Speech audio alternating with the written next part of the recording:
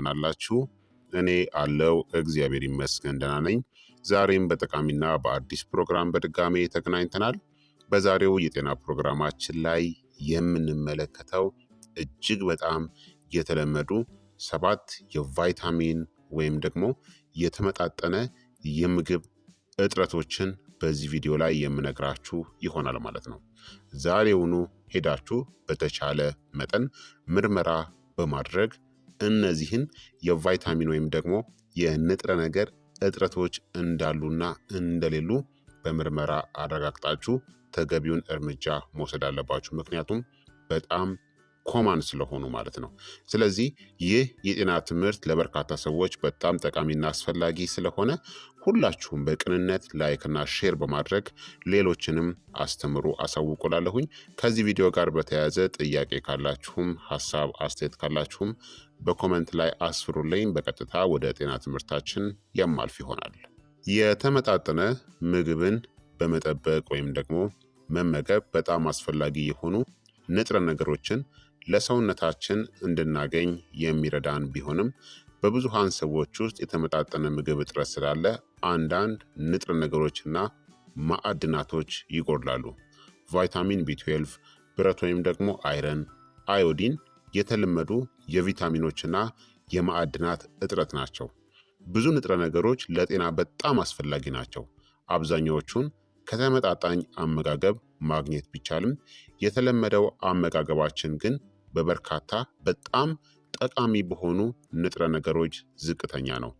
በጣም የተለመዱ 7 የቫይታሚን ወይም ደግሞ የንጥረ ነገር እጥረቶችን አሁን በዝርዝር እነግራችኋለሁኝ።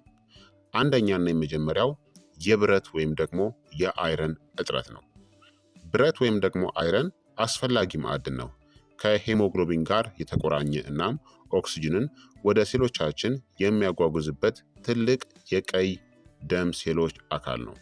2 አይነት የአመጋገብ ብረት ወይም ደግሞ የአይረን አይነቶች አሉ። እነዚህም ሄሜ ብረት እናም ሄሜ ያልሆነ ብረት የምንለው ነው። ሄሜ ብረት የምንለው ይህ አይነቱ ብረት በሰውነታችን በጣም በቀላሉ የሚሳብ ወይም ደግሞ ሰውነታችን በቀላሉ የሚጠቀመው ነው። በከፍተኛ መጠን የሚገኘው እንደ ቀይ ስጋ ባሉ በእንስሳት ምግቦች ውስጥ ብቻ ነው። ሄሜ ያልሆነ ብረት ደግሞ ይህ አይረን በእንስሳቶችና በእጽዋት ምግቦች ውስጥ የሚገኝ ሲሆን እንደ ሄሜ ብረት ሰውነታችን በቀላሉ አይጠቀመውም። የብረት እጥረት በዓለም ላይ ካሉት በጣም የተለመዱ የንጥረ ምግቦች እጥረት ውስጥ አንዱ ነው። በዓለም ዙሪያ 25% በላይ የሚሆኑ ሰዎችን ይነካል። ይህ ቁጥር በህፃናት ልጆች ውስጥ ወደ 47% ይደርሳል። በብረት የበለጸጉ ምግቦች ካልተሰጣቸው በስተቀር ብረት የማጣት እድላቸው ከፍተኛ ነው። በወርሃዊ ደም መፍሰስ ምክንያት ወደ 30% የሚጠጉ የዓለማችን ሴቶች የአይረን እጥረት ያጋጥማቸዋል። እናም እስከ 42% የሚሆኑ ወጣት ነፍሰ ጡር እናቶችም አይረን ይጎድላቸዋል። በተጨማሪም ቬጂቴሪያኖች እናም ቪጋኖች ለእጥረት የመጋለጥ እድላቸው ከፍ ያለ ነው። ምክንያቱም ሄሜ ያልሆነ ብረት ብቻ ስለሚመገቡ። በጣም የተለመደው የብረት እጥረት መዘዝ የምንለው የደም ማነስ ችግር ሲሆን ይህም የቀይ የደም ሴሎች ቁጥርናም የደማችሁ ኦክስጅን የመሸከም አቅም ይቀንሳል። ምልክቶቹ ብዙውን ጊዜ ድካም፣ ድክመት፣ የበሽታ መከላከል ስርዓት መዳከምና የአንጎል ተግባር ችግርናም የመተንፈስ ችግር ይከሰትባቸዋል። የሄሜ ብረት ምርጥ የአመጋገብ ምንጮች የምንላቸው ቀይ ስጋ 3 አውንስ ወይም ደግሞ 85 ግራም የተፈጨ የበሬ ቀይ ስጋ 30 በመቶ የሚሆነውን የዕለታዊ የአይረን መጠንን ያቀርባል። የኦርጋን ስጋዎች 81 ግራም ጉበት ከ50% በላይ በቀን የሚያስፈልጋችሁን አይረን ይሰጣል። በተጨማሪም ደግሞ ሼልፊሽ፣ ክላም፣ እንጉዳዮችና ኦይስተር በጣም ጥሩ የሄሜ ብረት ምንጮች ናቸው። 3 አውንስ ወይም ደግሞ 85 ግራም የበሰለ ኦይስተር 50% የሚሆነውን የአይረን መጠንን ይሰጣቸዋል። የታሸጉ ሰርዲኖች 106 ግራም የሚሆን ሰርዲን 34% የሚሆነውን በቀን የሚያስፈልጋችሁን የአይረን መጠንን ይሰጣቸዋል። የሄሜ ብረት ያልሆኑ ምርጥ የአይረን የአመጋገብ ምንጮች የምንላቸው ደግሞ እንደ ቦለቄ ግማሽ ኩባያ ወይም ደግሞ 85 ግራም የበሰለ ቦለቄ 33% የሚሆነውን የአይረን መጠንን ይሰጣል። ዘሮች አሁን ለምሳሌ ወይም ደግሞ ሲርስ የምንላቸው እንደ ዱባ፣ ሰሊጥ እናም የስኳሽ ዘሮች ወይም ደግሞ ፍሬዎች ሄሜ ያልሆኑ ጥሩ የብረት ወይም የአይረን ምንጮች ናቸው። 1 አውንስ ወይም ደግሞ 28 ግራም የበሰለ የዱባ ወይም ደግሞ የስኳሽ ፍሬዎች 11% የሚሆነውን በቀን የሚያስፈልጋችሁን አይረንን ይሰጣሉ። ጥቁር ቅጠላማ አረንጓዴ አትክልቶች እንደ ብሮኮሊ፣ ጎመንናም ስፒናችም በብረት የበለጸጉ ናቸው። 1 አውንስ ወይም ደግሞ 28 ግራም ትኩስ ኬል 5.5% የሚሆነውን የአይረን መጠንን ያቀርባል። ቫይታሚን ሲ የብረትን መሳብን ሊያሻሽል ይችላል። በቫይታሚን ሲ የበለጸጉ ምግቦችን እንደ ብርቱካንና ጎመንን ከብረት ከበለጸጉ ምግቦች ጋር መመገብ የብረት መምጠጥን ከፍ ለማድረግ ይረዳል። በአጠቃላይ የብረት እጥረት በተለይ በወጣት ሴቶችና ህፃናትናም ቬጂቴሪያኖች መካከል በጣም የተለመደ ነው። የደም ማነስ፣ የድካም ስሜት፣ የበሽታ መከላከል አቅም መቀነስና የአንጎል ተግባር መጓደልን ሊያስከትል ይችላል። ሁለተኛ ደግሞ የአዮዲን እጥረት ነው። አዮዲን ለተለመደው የታይሮይድ ተግባርናም የታይሮይድ ሆርሞኖችን ለማምረት አስፈላጊ የሆነ ማዕድን ነው። የታይሮይድ ሆርሞኖች እንደ እድገትናም የአንጎል እድገትናም የአጥንት ጥገና ባሉ ብዙ የሰውነት ሂደቶች ውስጥ ይሳተፋሉ። እንዲሁም የሜታቦሊክ ፍጥነታችንን ይቆጣጠራሉ። የአዮዲን እጥረት በጣም ከተለመዱት የንጥረ ምግቦች እጥረት ውስጥ አንዱ ነው። ከዓለም ህዝብ 1/3 የሚጎዳ ነው። በጣም የተለመደው የአዮዲን እጥረት ምልክት የታይሮይድ እጢ መጨመር ነው። እንዲሁም ጎይተር ወይም ደግሞ እንቅርት በመባል ይታወቃል። በተጨማሪም የልብ ምት መጨመር፣ የትንፋሽ ማጠርናም የክብደት መጨመርንም ሊያስከትል ይችላል። ከባድ የአዮዲን እጥረት በተለይ በልጆች ላይ ከከባድ ጉዳት ጋር የተያያዘ ነው። የአእምሮ ዝግመትናም የእድገት መዛባትን ሊያስከትል ይችላል። ጥሩ የአዮዲን የምግብ ምንጮች የሚባሉት አሁን ለምሳሌ አሳ 3 አውንስ ወይም ደግሞ 85 ግራም አሳ 66% በቀን የሚያስፈልጋችሁን አዮዲንን ያቀርባል። የወተት ምርቶች 1 ኩባያ ወይም ደግሞ 245 ግራም ተራ እርጎ 50% የሚሆነውን በቀን የሚያስፈልጋችሁን አዮዲንን ያቀርባል። እንቁላል 1 ትልቅ እንቁላል 16% የሚሆነውን አዮዲንን ይይዛል። ይሁን እንጂ እነዚህ መጠኖች በጣም ሊለያዩ ይችላሉ። አዮዲን በአብዛኛው በአፈርናም በውቅያኖስ ውሃ ውስጥ እንደሚገኝ ደካማ የሆነ የአዮዲን አፈር ዝቅተኛ የአዮዲን ምግብን ያመጣል። አንዳንድ ሀገሮች የገበታ ወይም ደግሞ የሚጠቀሙት ጨዋቸው በአዮዲን እንዲበለጽግ ያዛሉ። ይህም ጉድለቶችን በተሳካ ሁኔታ ይቀንሰዋል። በአጠቃላይ አዮዲን በዓለም ላይ በጣም ከተለመዱት የንጥረ ምግብ እጥረቶች ውስጥ አንዱ ነው። የታይሮይድ እጢን መጨመርን ሊያስከትል ይችላል። ከባድ የአዮዲን እጥረት በልጆች ላይ የአእምሮ ዝግመትንና የእድገት መዛባትንም ሊያስከትል ይችላል። ሶስተኛ ደግሞ የቫይታሚን ዲ እጥረት ነው። ቫይታሚን ዲ በሰውነታችን ውስጥ እንደ ስቴሮይድ ሆርሞን የሚሰራ በስብ የሚሟሟ ቫይታሚን ነው። ጂኖችን እንዲያበሩ ወይም ደግሞ እንዲያጠፉ በመንገድ በደማችንናም ወደ ሴሎች ውስጥ ይጓዛል። በሰውነታችን ውስጥ ያለው እያንዳንዱ ህዋስ ማለት ይቻላል የቫይታሚን ዲ ተቀባይ አለው። ቫይታሚን ዲ የሚመረተው ለፀሐይ ብርሃን ስንጋለጥ ከኮሌስትሮል ነው። ስለዚህ ከምድር ወገብ ርቀው የሚኖሩ ሰዎች የምግብ አወሳሰዳቸው በቂ ካልሆነ ወይም ደግሞ ቫይታሚን ዲን ካልጨመሩ በስተቀር እጥረት ሊገጥማቸው ይችላል። ቆዳቸው ለፀሐይ ብርሃን ምላሽ ለመስጠት ያነሰ ቫይታሚን ዲን ስለሚያመነጩ በእድሜ በገፉ ሰዎችና ጥቁር ቆዳ ያላቸው ሰዎች ለእጥረቱ የተጋለጡ ናቸው። የቫይታሚን ዲ እጥረት ብዙውን ጊዜ ግልጽ አይደለም። ምልክቶቹ ስውር ስለሆኑ እናም ለዓመታት ወይም 10 ዓመታትም ሊዳብሩ ይችላሉ። ምልክቶችን ሳታዩ የቫይታሚን ዲ እጥረት ያለባቸው ጎልማሶች የጡንቻ ድክመት፣ የአጥንት መሳሳትናም የአጥንት የመሰበር እድላቸውም ይጨምራል። በልጆች ላይ የእድገት መዘግየትናም ለስላሳ አጥንት ወይም ደግሞ ሪኬትስንም ሊያስከትል ይችላል። እንዲሁም የቫይታሚን ዲ እጥረት በሽታ የመከላከል አቅምን በመቀነሱናም ለካንሰር የመጋለጥ እድልንም ይጨምራል። በጣም ጥቂት ምግቦች የዚህ ቫይታሚን ከፍተኛ መጠን የያዙ ሲሆኑ ምርጡ የአመጋገብ ምንጮች ግን የኮድ ጉበት ዘይት 1 የሾርባ ማንኪያ ወይም ደግሞ 15 ሚሊ ሊትር 227% በቀን የሚያስፈልገውን የቫይታሚን ዲ መጠንን ይይዛል። ወፍራም ወይም ደግሞ ስባማ አሳዎች እንደ ሳልመን፣ ማካሬል፣ ሰርዲን እናም ትራውት በቫይታሚን ዲ የበለጸጉ ናቸው። 3 አውንስ ወይም ደግሞ 85 ግራም የበሰለ ሳልመን 75% በቀን የሚያስፈልጋችሁን የቫይታሚን ዲ መጠንን ይሰጣል።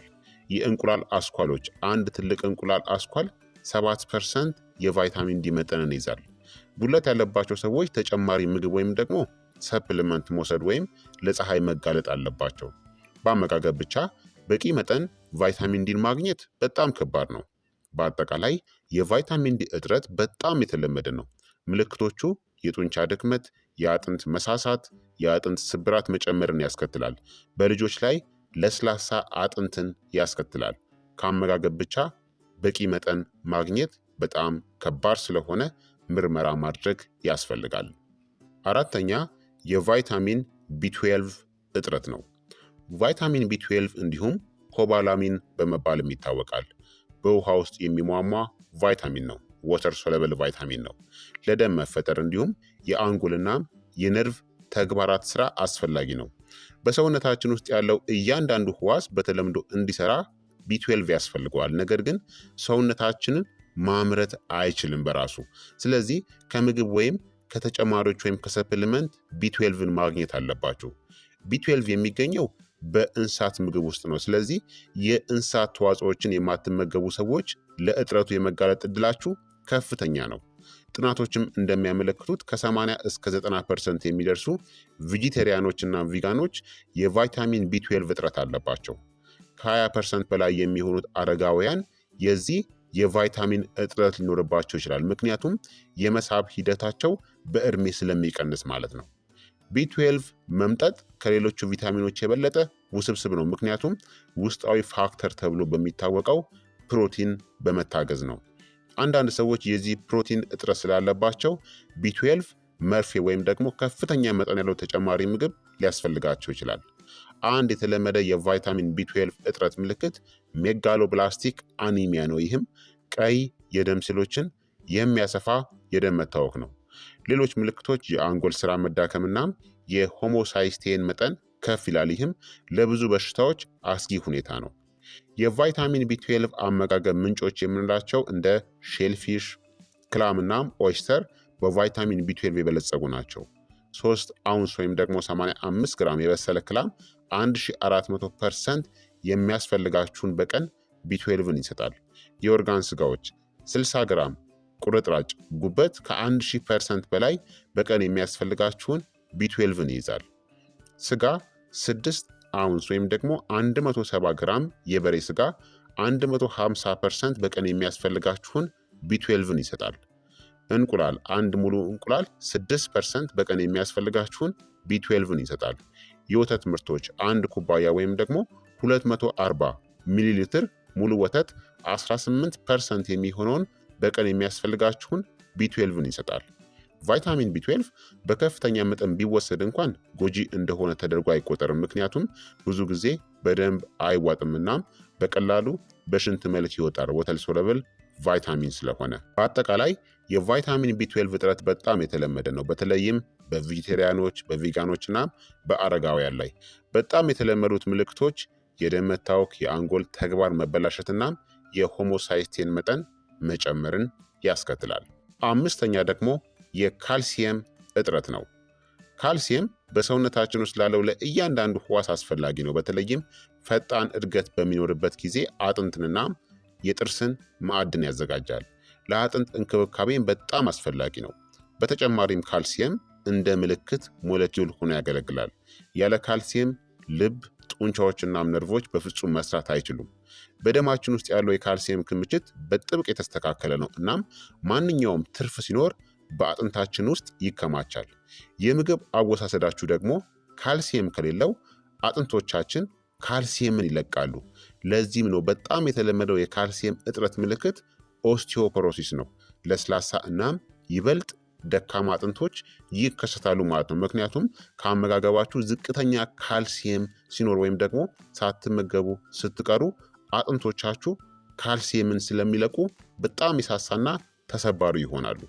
በጣም የከፋ የአመጋገብ የካልሲየም እጥረት ምልክቶች በልጆች ላይ ለስላሳ አጥንት ወይም ደግሞ ሪኬትስንና ኦስቲዮፖሮሲስን በተለይም በእድሜ የገፉ ሰዎች ላይ ኦስቲዮፖሮሲስን ያስከትላል ማለት ነው። የአመጋገብ የካልሲየም ምንጮች የምንላቸው አሳ 92 ግራም፣ ሰርዲን 44% የሚሆነውን በቀን የሚያስፈልጋችሁን ካልሲየምን ይይዛል። የወተት ምርቶች አንድ ኩባያ ወይም ደግሞ 240 ሚሊ ሊትር ወተት 35% የሚሆነውን ካልሲየምን ያቀርባል።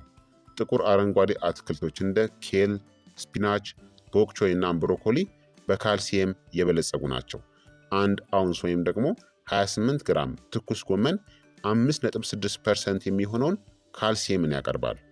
የካልሲየም ተጨማሪዎች ወይም ደግሞ ሰፕሊመንት ውጤታማነታቸው እናም ደህንነታቸው ባለፉት ጥቂት ዓመታት ውስጥ በመጠኑ አከራካሪ ነበር። አንዳንድ ጥናቶች እንደሚሉት የካልሲየም ተጨማሪ መድኃኒቶችን ወይም ደግሞ ሰፕሊመንቶችን በሚወስዱ ሰዎች ላይ የልብ በሽታ የመጋለጥ እድላቸውን ያሳያሉ፣ ምንም እንኳን ሌሎች ጥናቶች ምንም ውጤት ባያገኙም። ስለዚህ ከማሟያነት ወይም ደግሞ በሰፕሊመንት ከመውሰድ ይልቅ ካልሲየምን ከምግብ ማግኘት የተሻለ ነው። በአጠቃላይ ዝቅተኛ የካልሲየም አወሳሰድ በጣም የተለመደው በተለይም በሁሉም እድሜ እናም አዛውንቶች ላይ ባሉ ሴቶች ላይ። የካልሲየም እጥረት ዋናው ምልክት በህይወት ውስጥ ለኦስቲዮፖሮሲስ የመጋለጥ እድልን ይጨምራል። ስድስተኛ ደግሞ የቫይታሚን ኤ እጥረት ነው። ቫይታሚን ኤ አስፈላጊ በስብ የሚሟሟ ቫይታሚን ነው። ጤናማ ቆዳ፣ ጥርስ፣ አጥንቶችናም የህዋስ ሽፋን እንዲፈጠር ይረዳል። ከዚህም በተጨማሪ ለእይታ አስፈላጊ የሆኑትን የአይን ማቅለሚያዎችንም ያመነጫል። ሁለት የተለያዩ የአመጋገብ አይነት የቫይታሚን ኤ አይነቶች አሉ። እነዚህም እንግዲህ አንደኛው አስቀድሞ የተዘጋጀ ቫይታሚን ኤ ወይም ደግሞ ፕሪፎርመድ ቫይታሚን ኤ ሲሆን ይህ አይነቱ ቫይታሚን ኤ እንደ ስጋ፣ አሳ፣ ዶሮ እናም የወተት ተዋጽኦዎች ባሉ የእንስሳት ተዋጽኦች ውስጥ ይገኛል። ሁለተኛው ደግሞ ፕሮ ቫይታሚን ኤ የምንለው ነው። ይህ አይነቱ በአትክልትና በፍራፍሬ ላይ በተመሰረቱ ምግቦች ውስጥ ይገኛል። ሰውነታችን ወደ ቫይታሚን ኤ የሚለውጠው ቤታ ካሮቲን በጣም የተለመደው ቅርጽ ነው። የምዕራባውያንን አመጋገብ ከሚመገቡት ሰዎች ከ75% በላይ የሚሆኑት ከበቂ በላይ ቫይታሚን ኤን ያገኛሉ። እናም ስለ እጥረቱ መጨነቅ አያስፈልጋቸውም። ይሁን እንጂ የቫይታሚን ኤ እጥረት ከብዙ ታዳጊ ሀገሮች ውስጥ በጣም የተለመደ ነው። በተወሰኑ ክልሎች ውስጥ ከ44 እስከ 50% የሚሆኑት የቅድመ ትምህርት ቤት ዕድሜ ያላቸው ልጆች የቫይታሚን ኤ እጥረት አለባቸው። የቫይታሚን ኤ እጥረት ጊዜያዊ እናም ዘላቂ የአይን ጉዳትን ሊያስከትል አልፎ ተርፎም ለአይነ ስውርነትም ሊያጋልጥ ይችላል። እንደ እውነቱ ከሆነ ይህ እጥረት ለአይነ ስውራን ዋነኛ መንስኤ ነው። የቫይታሚን ኤ እጥረት በሽታ የመከላከል አቅምን ሊቀንስና በተለይም በልጆችና በነፍሰ ጡርና ጡት በሚያጠቡ ሴቶች ላይ ሞትንም ይጨምራል። የቅድመ ቅርጽ ያለው ወይም ደግሞ ፕሪፎርምድ የቫይታሚን ኤ የአመጋገብ ምንጮች የምንላቸው እንደ የኦርጋን ስጋዎች 2 አውንስ ወይም ደግሞ 60 ግራም የበሬ ጉበት ከ800% በላይ የሚሆነውን በቀን የሚያስፈልጋችሁን ቫይታሚን ኤን ይሰጣል። የአሳ ጉበት ዘይት 1 የሾርባ ማንኪያ ወይም ደግሞ 15 ሚሊ ሊትር የአሳ ጉበት ዘይት 500% የሚሆነውን በቀን የሚያስፈልጋችሁን የቫይታሚን ኤ መጠንን ያቀርባል። የቤታ ካሮቲን ፕሮ የቫይታሚን ኤ የአመጋገብ ምንጮች የምንላቸው ደግሞ እንደ ስኳር ድንች 1 መካከለኛ ወይም ደግሞ 6 አውንስ ወይም 170 ግራም የተቀቀለ ስኳር ድንች 150% የሚሆነውን በቀን የሚያስፈልጋችሁን ቫይታሚን ኤን ይሰጣል። ካሮት 1 ትልቅ ካሮት 75% የሚሆነውን ቫይታሚን ኤን ይሰጣል። ጥቁር አረንጓዴ ቅጠላማ አትክልቶች 1 አውንስ ወይም ደግሞ 28 ግራም ትኩስ ስፒናች 18% የሚሆነውን ቫይታሚን ኤን ይሰጣል። አስተውሉ ታዲያ ይህን ቫይታሚን በበቂ መጠን መጠቀም በጣም አስፈላጊ ቢሆንም ከመጠን በላይ የቫይታሚን ኤን መጠንን መውሰድ ግን መርዛማነትን ሊያስከትል ይችላል። ይህ እንደ ቤታ ካሮቲን ባሉ ፕሮ ቫይታሚን ኤ ላይ አይከሰትም። ከፍተኛ መጠን ያለው ቫይታሚን ኤን መውሰድ ቆዳችሁ በትንሹ ወደ ብርቱካናማነት እንዲለወጥ ሊያደርግ ይችላል። ነገር ግን ይህ ተጽዕኖ አደገኛ አይደለም። በአጠቃላይ የቫይታሚን ኤ ሰፕሊመንትን በፍጹም ሐኪማችሁን ሳታማክሩ መውሰድ የለባችሁም። በአጠቃላይ የቫይታሚን ኤ እጥረት በብዙ ታዳጊ ሀገሮች ውስጥ በጣም የተለመደ ነው። የአይን ጉዳትንና አይነ ስውርነትን ሊያመጣ ይችላል። እንዲሁም የበሽታ መከላከያ ተግባራትን ያስወግዳልና በሴቶችና ህፃናት ላይ የሞት አደጋንም ይጨምራል። 7ኛ የማግኒዚየም እጥረት ነው። ማግኒዚየም በሰውነታችን ውስጥ ዋና ማዕድን ነው። ለአጥንትናም ለጥርስ መዋቅር አስፈላጊ ነው። እንዲሁም ከ300 በላይ የኢንዛይም ምላሾች ውስጥም ይሳተፋል። ዝቅተኛ የማግኒዚየም አመጋገብናም ዝቅተኛ የማግኒዚየም የደም ደረጃዎች ከብዙ የጤና ችግሮች ጋር የተቆራኙ ናቸው። እነዚህም አይነት 2 የስኳር በሽታ፣ ሜታቦሊክ ሲንድረም፣ የልብ ህመምና ኦስቲዮፖሮሲስ። ሜታቦሊክ ሲንድረም ማለት እንግዲህ የስኳር በሽታን ታይፕ 2 ዲያቤትን ያካትታል፣ የደም ግፊትን ያካትታል፣ ክብደት መጨመርን ያካትታል፣ ለብዙ ችግሮችን ያካትተ ነው። ዝቅተኛ የማግኒዚየም ደረጃዎች በተለይ በሆስፒታል በሽተኞች መካከል በጣም የተለመዱ ናቸው። ብዙዎች በሆስፒታል የተኙ ታማሚዎች የማግኒዚየም እጥረት ያጋጥማቸዋል። የማግኒዚየም ጉድለት በበሽታ፣ በመድኃኒት አጠቃቀም፣ የምግብ መፈጨት ተግባር መቀነስ ወይም ደግሞ በቂ ያልሆነ ማግኒዚየምን በመውሰድ ሊከሰት ይችላል። ከባድ የማግኒዚየም እጥረት ዋና ዋና ምልክቶች ያልተለመደ የልብ ምት፣ የጡንቻ ቁርጠት፣ እረፍት የሌለው የእግር ህመም፣ ድካምናም ማይግሬን ይከሰታል። ልታስተውሉት የማትችሉት በጣም ስውርናም የረጅም ጊዜ ምልክቶች የኢንሱሊን መቋቋም ወይም ደግሞ ሬዚስታንስ እናም የደም ግፊት ይከሰታል። የማግኒዚየም የአመጋገብ ምንጮች የምንላቸው ሙሉ እህሎች 1 ኩባያ ወይም ደግሞ 170 ግራም አጃ 74% የሚሆነውን ማግኒዚየምን ይይዛል። ለውዝ 20 የለውዝ ፍሬዎች 17% የሚሆነውን የማግኒዚየም መጠንን ይዛሉ። ጥቁር ቸኮሌት 1 አውንስ ወይም ደግሞ 30 ግራም ጥቁር ቸኮሌት 15% የሚሆነውን ማግኒዚየምን በቀን የሚያስፈልጋችሁን ያቀርባል። ጥቁር አረንጓዴ ቅጠላማ አትክልቶች 1 አውንስ ወይም 30 ግራም ጥሬ ስፒናች 6% ማግኒዚየምን ይሰጣል። በአጠቃላይ በምዕራባውያን አገሮች የማግኒዚየም እጥረት የተለመደ ነው። እናም ዝቅተኛ አመጋገብ ከብዙ የጤና ሁኔታዎችና በሽታዎች ጋር የተያያዘ ነው። በአጠቃላይ ክቡራትና ክቡራን ተመልካቾቼ በእያንዳንዱ ንጥረ ነገር ውስጥ ማለት ይቻላል እጥረት ሊኖር ይችላል። ያም ማለት አሁን የጠቀስኳቸው ጉድለቶች በጣም የተለመዱ ናቸው። ልጆች፣ ወጣት ሴቶች፣ ትልልቅ ሰዎች፣ ቬጂቴሪያኖች እና ቪጋኖች ለብዙ ጉድለቶች ከፍተኛ ተጋላጭነት አላቸው። ጉድለትን ለመከላከል ምርጡ መንገድ ሙሉ በንጥረ ነገር ጥቅጥቅ ያሉ ምግቦችን የሚያጠቃልል የተመጣጠነ ምግብን መመገብ ነው። ነገር ግን ከአመጋገባችሁ ብቻ በቂ ንጥረ ነገሮችን ማግኘትን ስለማትችሉ ተጨማሪዎች ወይም ደግሞ ሰፕሊመንቶችን መውሰድ አስፈላጊ ሊሆኑ ይችላሉ። ስለዚህ ቶሎ ብላችሁ ምርመራ በማድረግ ከነዚህ ከጠቀስኳቸው የቫይታሚን እጥረት መካከል ካለባችሁ ምርመራ በማድረግ ሐኪማችሁ በሚያዝላችሁ መሰረት ሰፕሊመንቶችን ለጉድለቱ መውሰድ ይኖርባችኋል ማለት ነው። ስለዚህ ክቡራትና ክቡራን ተመልካቾቼ የዛሬው የጤና ትምህርት እንግዲህ ይህንን ይመስል ነበረ። በተለይ በእድሜ ከፍ ያሉ ሰዎች ለእነዚህ ለቫይታሚን እጥረቶች በጣም የተጋለጣችሁ ስለሆናችሁ ምርመራ በማድረግ እጥረት እንዳለ ማረጋገጥ ያስፈልጋል ማለት ነው። ይህ የጤና ትምህርት ታዲያ ለበርካታ ሰዎች በጣም ጠቃሚና አስፈላጊ ስለሆነ ሁላችሁም በቅንነት ላይክና ሼር በማድረግ ሌሎችንም አስተምሩ አሳውቁላለሁኝ።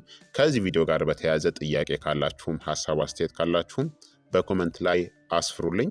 በቀጣይ የጤና ትምህርት እስከምንገናኝ እኔንም እናንተንም ቸር ያቆየን። መልካም ጊዜ፣ መልካም ቆይታ። ቻው ቻው።